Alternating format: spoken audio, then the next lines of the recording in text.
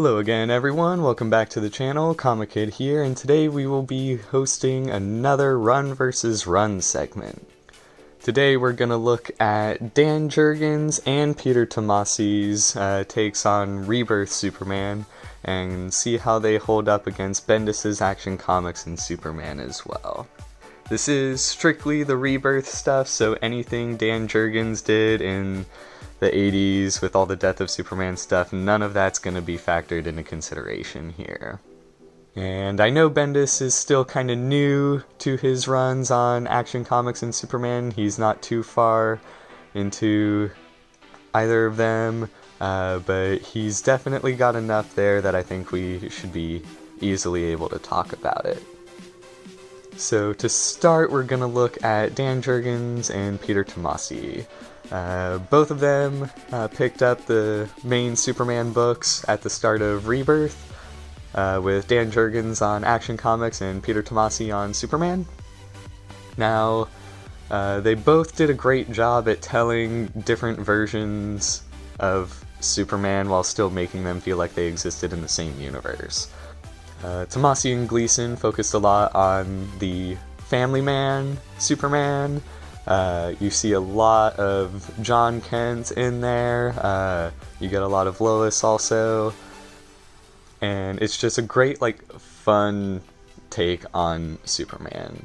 It's actually the more serious one of the two, in my opinion. As far as tone goes, you really see Superman kind of buckle down and, he's taken responsibility for being a dad and all that.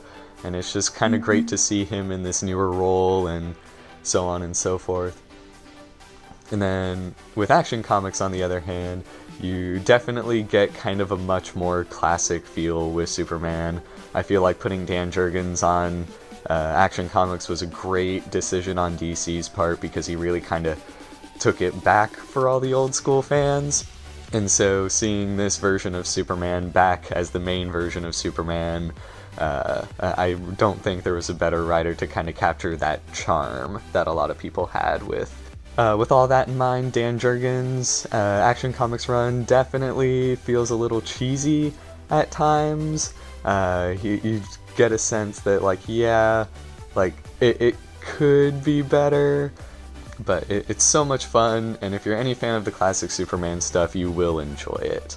I loved both runs. They each do enough differently to where you're like, okay, I definitely can pick one over the other, but I don't necessarily feel the need to. If I had to pick, I'd say Tomasi is a little bit better on Superman just because he focuses on some newer aspects for the character, but that's not to spite Dan Jurgens by any means. I just think that Tomasi did a lot more newer stuff with the character, and anytime an author tries to do that, they'll always earn brownie points with me. But both are great, do not get me wrong. I just think Tomasi has a little bit of extra flair in comparison to what Jurgens did. Both of them wrote the book all the way up into the release of Action Comics 1000 here. That served as the partial finale to Jurgens' run, and the partial start to Bendis' run. And the reason I say partial is because Dan Jurgens' run actually concludes in the Superman special that came out a few weeks after Action Comics 1000, or in the Action Comics special that came out a little later, and Tomasi's ends in the Superman special that also came out a few months later, just while Bendis was transitioning onto the book. And then while Bendis' run technically starts in Action Comics, as it's the first thing we see him do with Superman, really the official start is the Man of Steel over here. This was a 6-issue miniseries, and what's great is that they did exactly what they did when John Byrne first relaunched the book. They launched a Man of Steel miniseries, and it was great, and it became one of the best Superman runs ever. Now with Bendis, He didn't really reinvent the character with his Man of Steel miniseries like John Byrne did. He just did a lot of like most of the Man of Steel miniseries is him setting up what's going to go down in Action Comics and Superman. And personally, I thought the Man of Steel miniseries was a little bit lackluster. I don't like it when companies do like an event just to kind of set up another event or another book or this, that, the other. Like, if you're gonna do an event, I'd much prefer you just start and finish everything in the event.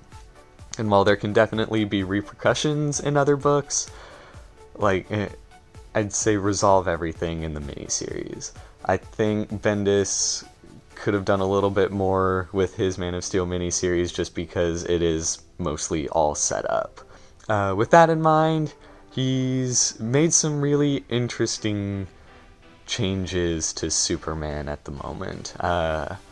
Spoilers for the current Bendis run if you didn't already catch on. But in Superman over here, he drastically aged up John. He took him out of the book for a little bit, which is understandable. I can understand you wanting to tell like just a Superman story without having to worry about some of the background characters, for starters. But I don't know, he's made some interesting changes with John Kent especially. I do think I'm like 1 or 2 issues behind on Superman. It comes out monthly now, and so it's a little harder for me to keep up. And while it's not bad, it's like I said, it's interesting. One thing I do like about Bendis's run is that you can definitely tell that he's in it for the long run. He is building something in both Superman books, and it's just, I guess the issue is it hasn't quite paid off yet. Action Comics has been building towards the event Leviathan that's going to start this summer, and it's just been a slow build and hasn't had much execution, but Action Comics feels like it's going to have the bigger payoff first. I know a lot of people really dislike Bendis for everything he's doing on the title, but I can really tell that he is in it for the long run and that he is devoted to the character. You can tell that he's trying to do his own thing, make his own mark. It's just not there yet.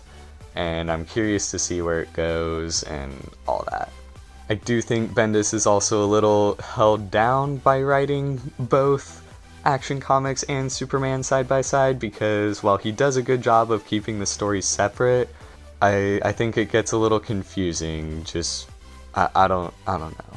I'm not quite sure how to explain it, but the two don't really complement each other as well as Tomasi and Jurgens runs did. At the moment, though, Bendis's Action Comics and Superman have yet to cross over for any like special event. When I mentioned Event Leviathan, that was only taking place in Action Comics, and it's getting its own spin-off for the summer. But it has nothing to do with the main Superman book. And then one other interesting thing I thought was that Bendis kind of flipped Superman in Action Comics. Like I mentioned previously how Tomasi's Superman was the family book, Bendis's has kind of flipped it. So yeah, again, I don't hate Bendis's run by any means, but I do think the two that came before it were significantly stronger, and that is just for the time being. Bendis might eventually come around and make something totally great and groundbreaking for Superman. It's just that at the moment it seems a little like lackluster, for lack of a better term. And that's everything we have for today, guys. Thank you for watching. Feel free to share this video, click like and subscribe, and I will see you all again next week.